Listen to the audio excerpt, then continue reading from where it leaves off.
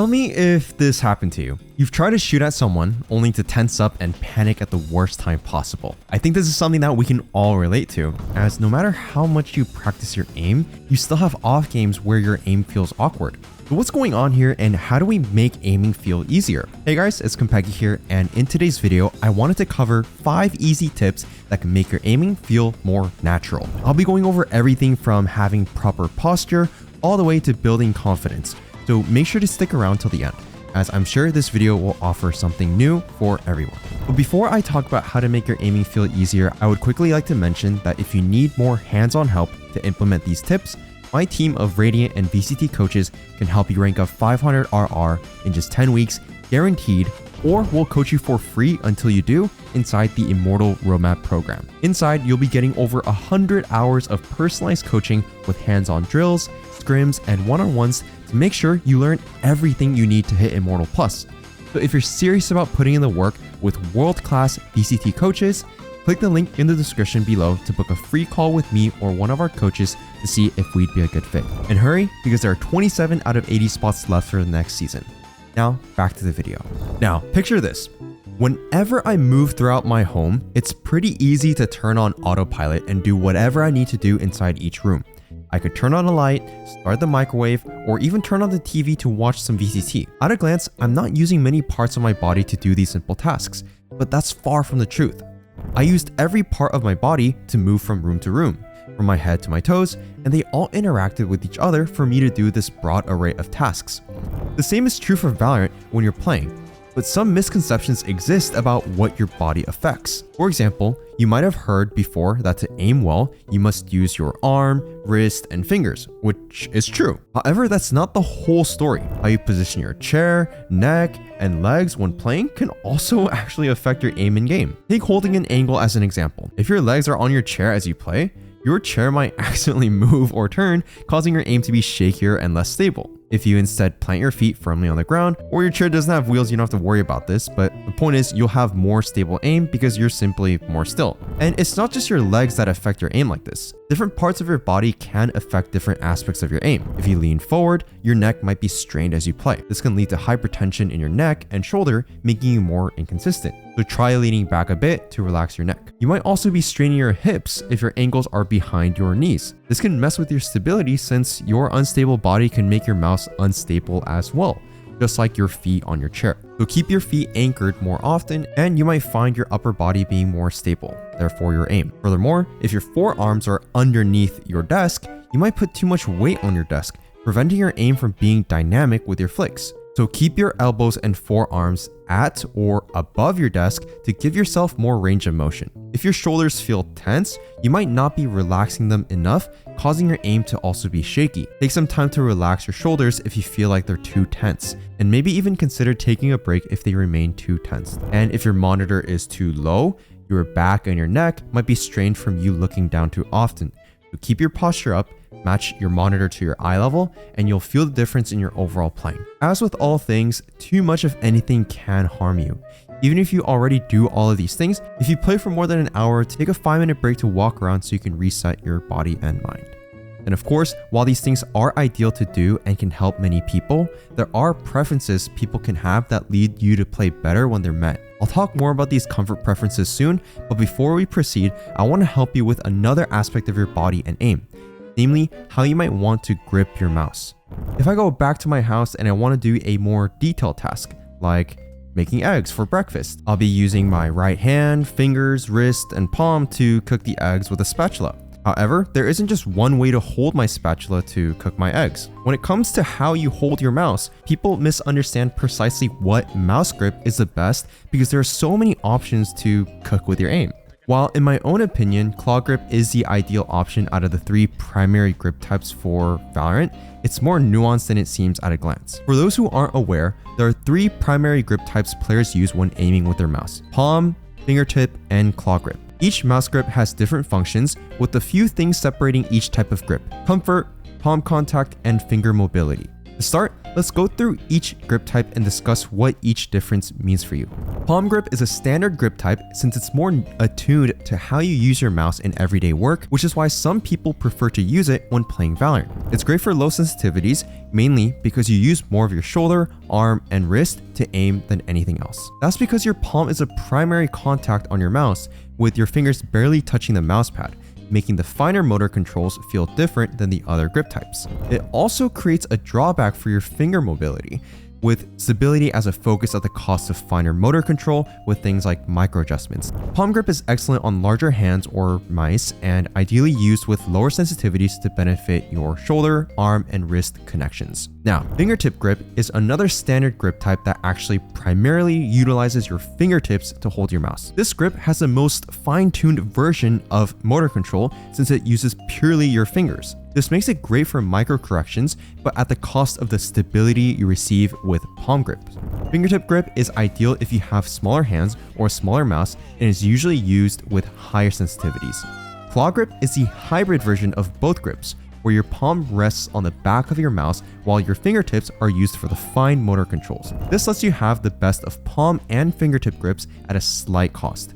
You won't have the same high levels of stability or fine motor control the alternatives offer, but you'll have a more balanced amount of control than those same alternatives. Generally, middle of the road sensitivities, mice, or hand sizes would use this grip. Even though each mouse grip has tendencies for the kinds of people who might want to use them, there are always exceptions to the rule. I've had students who have fast, accurate micro adjustments with palm grip on a high sensitivity before, and the same exceptions are valid for all the other types of grips. So don't feel discouraged if you don't fit into the mold of the descriptions that I gave for each of the grip types. That's because, actually, when it comes to mouse grips, the most important thing by far is comfort. Being comfortable with the type of mouse grip you choose can make a massive difference in how natural your aim feels. Despite knowing the 3 general categories of grips, you might have a completely different way of gripping your mouse than the 3 ways I just described. You can even do multiple different grips depending on what scenario is playing out in front of you, consciously or unconsciously. And that's fine to do if you're comfortable with that way of playing. You can test the 3 grip types I just mentioned if you want to try them out, or if you're not comfortable with that, you can still also just see if you have a natural grip that matches you or is different from the 3 previous grips. Now, if you want to find the grip that is right for you, BT Maddie, arguably the best aimer in all of North America and the winner of the Red Bull Ready Check aiming tournament, has a simple and effective way to find that out. Close your eyes, imagine a peaceful, serene picture of nature filled with grass and waterfalls. Okay, I'm just kidding. Just close your eyes, grab onto your mouse in the most natural feeling way possible. Then open your eyes. That's it. You have your perfect mouse grip. Again, don't worry if you change your grip mid-fight. The idea here is that grip just isn't something that you should force. Whatever feels comfortable probably feels comfortable for a good reason. Now, focusing on aiming can fool you into thinking it's all about your mouse hand and how it's affected by your different settings, physical positioning, and mouse grip. However, an underrated aspect behind natural aiming in Valorant is your movement. There are plenty of players I've seen in Diamond or Ascendant that have similar aim to even Immortal level players, but unfortunately, their movement holds them back from climbing the ladder. And no, it's not as simple as saying you shouldn't play the game full sprint like it's Call of Duty. Making poor movement decisions can seriously hurt your aim and make it feel more inconsistent. So having a more natural movement can in turn lead you to having a more natural feeling aim and a better set of fundamentals to climb. But before we get into how to have natural movement, I want to show you the opposite of what natural movement looks like that even pros can suffer from. This is Champs 2022, and the OG, Optic, and Loud rosters are at their peaks. However, one thing that can happen, especially on a big stage, is your nerves getting the best of you and your movement. Victor is on a flank after Marv gets a kill while being unfortunately traded out. Since they don't know about Victor, this could be a game-changing play if he gets the kill while on the flank. But what happens as he walks in? He whiffs the first shot, then absolutely panics with his movement on the second shot. I think many of us out there, including myself, have done this when in high pressure moments, which is why today we have a great example of how a more natural kind of movement should look like in these tense scenarios. If you look at almost any preemie clip imaginable, you can see he has insane aim. However, there's a process in his gameplay that helps him utilize micro movements better than anyone else to improve his aim. Let's take a look at these clips from him to understand what he does. First, let's watch the clip in full, and then I'll break it down in more detail.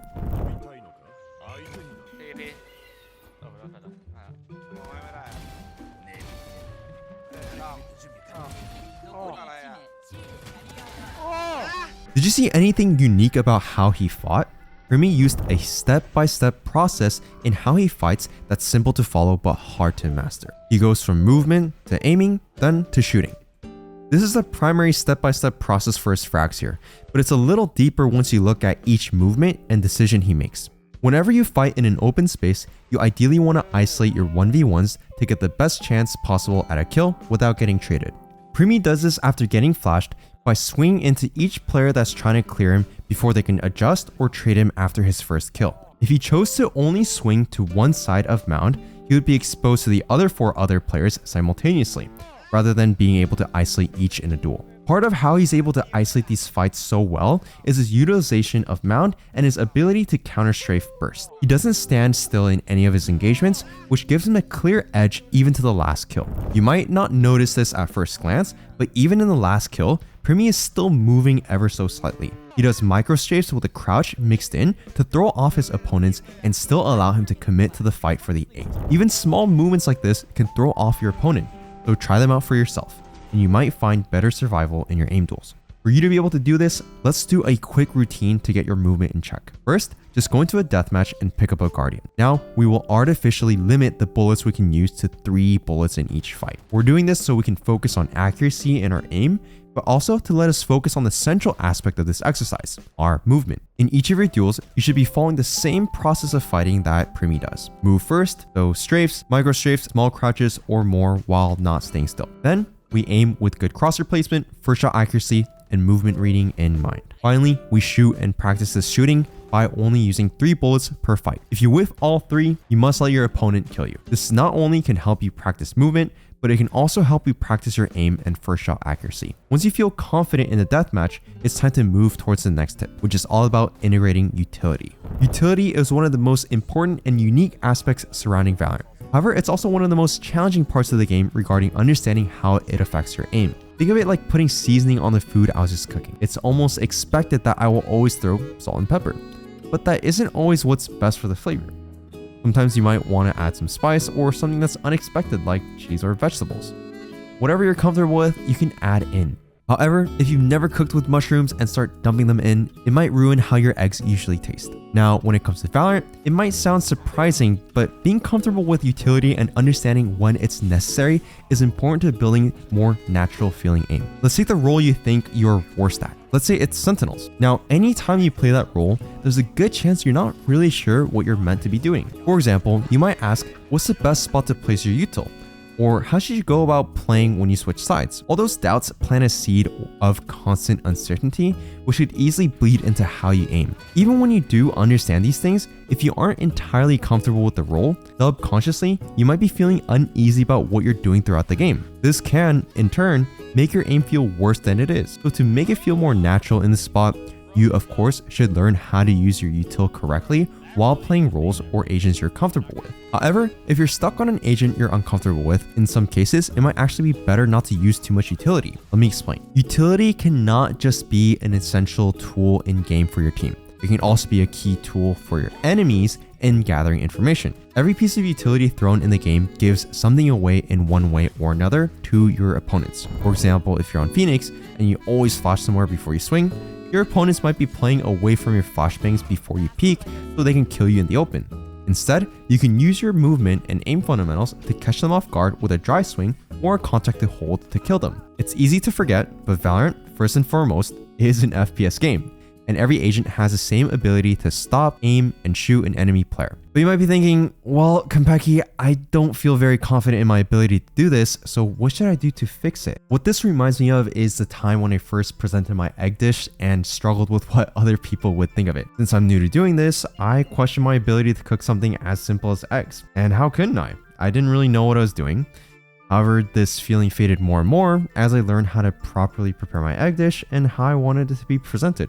making it taste even better. That type of confidence is a huge secret behind making tasty eggs, but also aiming. Sadly, the Valorant community doesn't seem to discuss it enough. If you're confident with your playstyle, you can do things no other player on the server can do. You can even notice it when looking at things the best players do. If you were to ask Demon1, Aspas, or Kangkang today if they are confident players, I can guarantee they will all say yes. However, I'm not talking about the kind of delusional confidence that'll make you swing into the enemy team every round because you think you can kill all 5. That's not the confidence these superstars have either. I'm talking about absolute confidence in your skills and abilities. In other words, the kind of confidence that makes you believe that as long as you give yourself a fair chance, you'll most likely come out on top. However, getting high confidence isn't simple because oftentimes real lasting confidence requires a good amount of preparation and experience to really come out. Otherwise, everyone would have unfounded confidence to do any task at hand. You've probably also experienced this type of people in your own ranked games. People who have unbound confidence in what they're doing will tell you everything you're doing is wrong and how right they are about everything in Valorant because they feel like they're just better. But that's not confidence, that's just arrogance and pride. So to avoid that, I want to prepare you in a way that avoids this rabbit hole of arrogance. If you're weak in aiming, it doesn't really make sense to avoid that problem and just go watch a YouTube video about lineups for a new agent. That habit of looking around your weak aim to any solution other than training can hurt your progress and affect your confidence. So going to DMs, use a range, and try out Aimlabs or Kovacs if you haven't already. This is part of why so many players use these different tools. They help you build consistency and confidence in your ability to shoot better than others. Of course, there's a balance to this. So don't start playing, 4 hours of DMs and aim trainers to build confidence. Instead, keep a streak of playing these different game modes every day. If you can keep a 7-day streak, try to double that for 14 and then try for 28 days and keep it going for as long as possible. The longer you can maintain this streak of aim training in one way or another, the more confident you'll become in your aim and the more natural it'll feel. If you want my recommendations for starting in your aim training journey, I highly recommend Voltaic and their tailored tasks to Valorant. I've suggested them before because they are a difference maker in your fundamentals of mouse control. The best part about this prepared confidence is that it doesn't just apply to a weakened aim. Try practicing an agent if you aren't confident or comfortable. Maybe there's a map you struggle with, so you can try to dry run clearing angles every day on that map until you are. You'll find that your preparation before your ranked matches can drastically make a difference in your confidence, which leads to better aim than before. That's it for this video. See you next time.